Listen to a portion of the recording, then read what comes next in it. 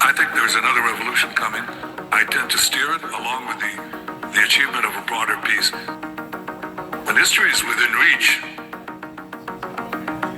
So what Israel is fighting here is not merely a seven-front war, but an eight-front war. It's called the Jews against Rome. Rome and Jerusalem clashed over values with a great tragedy for the Jewish people. Well, we lost that. I think we have to win the next one. But the new Rome, the United States, Jews against Rome. We stopped playing defense and have moved to offense. The weapons change over time. You can't fight today with swords. That doesn't work very well. But we need the kind of genius that manufactured Apollo gold pagers and infiltrated Hezbollah for over a decade to prepare for this battle. But we have to fight with the weapons that apply to the battlefields in which we're engaged. And the most important ones are the social media. Because the next war will be decided based on how Israel and its allies perform online as much as offline. This is the eighth front, the disinformation campaign. It is actually this eighth front where our enemies believe they can actually defeat the Jewish state.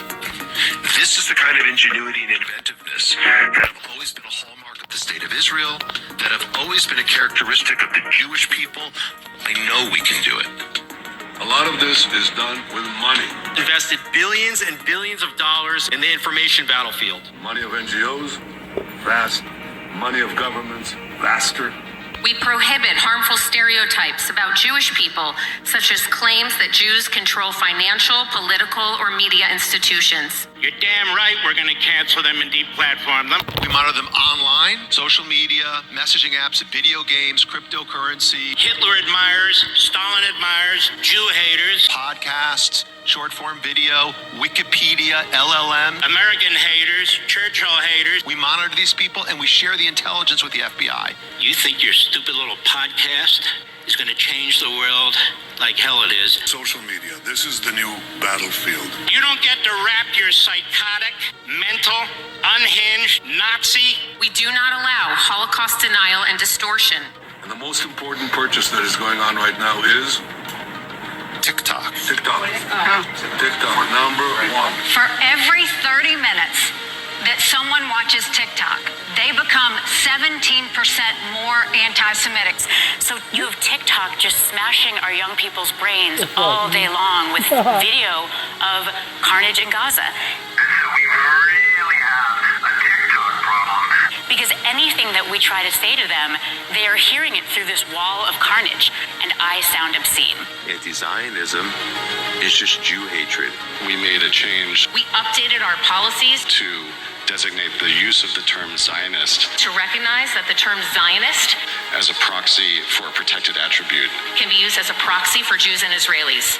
as hate speech. Why can't Israel be doing some sort of, counterintelligence, Right now, the ADL is co-writing Sunday school curriculum. information warfare like this, It's building the technology to train the LLMs more effectively. like psychological operations in America? As part of a robust framework to combat anti-Semitism, we have industry-leading policies designed with the safety of the Jewish community in mind. You're right, we control the media. So what are you going to do about it? You're going to bitch on Twitter? Like, okay.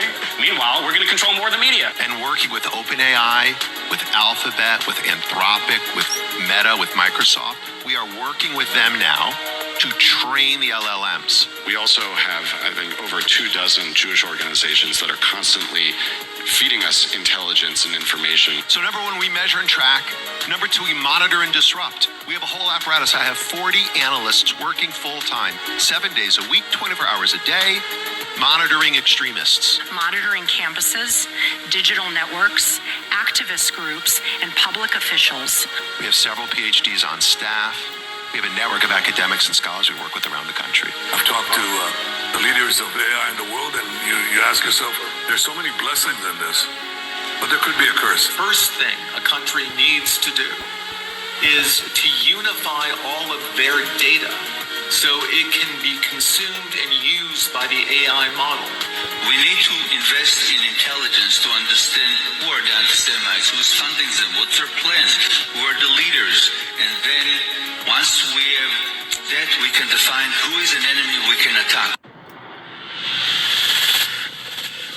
You have to take all of your healthcare data, your diagnostic data, your genomic data. We have to take all of this data we have in our country and move it into a single, if you will, unified data platform.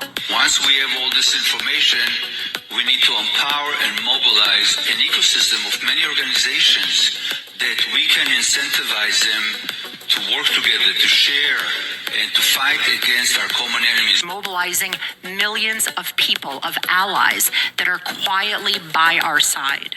Citizens will be on their best behavior because we're constantly recording and reporting everything that's going on. You know, anti-Semites, most of these people running around, we're not going to win their hearts and minds because they don't have hearts and they don't have minds. So, you know, how are we going to, there's no reason to think we're ever going to convince them, but we can deport them, we can put them in jail, we can make their lives miserable, we can cut off their funding. You've got all these conspiracy theorists online going on and on and on about how, you know, if you try and say anything, if you try and do anything against Jews, they're going to come after you. We have featured more than 1,000 anti-Semites. And they're going to destroy you and take away your business, and therefore you have to be really, really scared. These Jew haters have faced real consequences, including firings, suspensions, and expulsions. And it's kind of starting to become true. We will shine a light on you that will follow you for the rest of your life. When you look for a job, when you look for a spouse, when you look for a nanny, when you look for anything. And I love that. I love it. We remove hate speech against Zionists when these harmful stereotypes about Jews are invoked. In the past 12 months, ADOS filed more lawsuits than in the prior 112 years. Over the weekend, I received concerning news that I was being sued for $5 million. Vicious, communist, racist, Jew-hating, Israel-bashing monster. Defendant frequently posts anti-Israel rhetoric accusing Israel of controlling the United States and its politicians. We at the ZOA will fight these dangerous and monstrous lies with all of our hearts and souls. No appeasement, no conciliation, only a war against this racist hatred of the Jewish people. When there is a war, it doesn't matter who your enemy is, you need to destroy their offspring to prevent them from creating more offspring. What you try to do is you want to corral your victim, but in fact, your countries are the victim.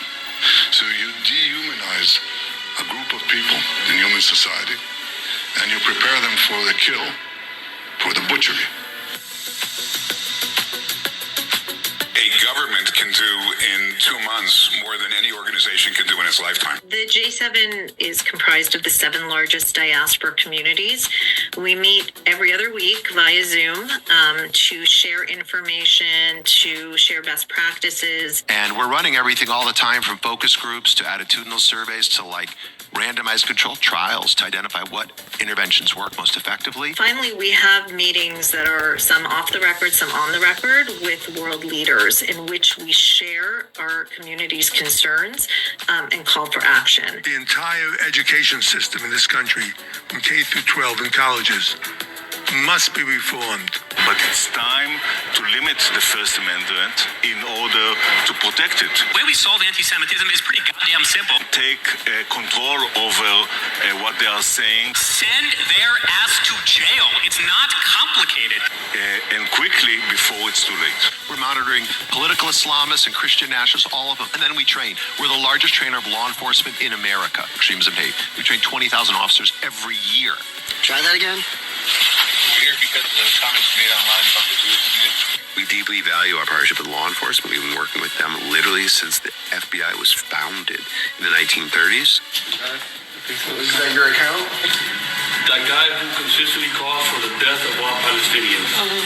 That can probably incite somebody to do something radical. That's all we're here to talk about. I would think to refrain from posting things like that. We are going to have a whole division within the office of the Special Envoy to combat anti-Semitism that is going to work on technology We must take all of our technological expertise and all of our available resources to develop methods to launch and win a significant counter-information campaign. The products of our technical capacities and sometimes technical and intelligence genius, and we're happy to do it. The office is going to be revamped entirely to be one of the highest profile offices in the State Department. Because it's not working. Too many young people have never heard of the Holocaust. The only solution right now is for the governments to decide that all the Jews are a protected minority. That means that the government will be obliged to provide the security. Upgrades to security. Jewish community shouldn't have to be paying for it. We have to pay for our own armed guards? Are you serious? To fund the institutions, culture, and that everybody in Europe will learn about the Jewish contribution and why they should cherish Jewish presence. All your synagogues, all your shuls, all paid for. Everything that you need is paid for. I, for one, as a Jewish leader, will no longer talk about anti-Semitism in isolation from Israel. It's what we want immediately. If you ask any Jew, what do you want? What do you want? No more protests. No more protests.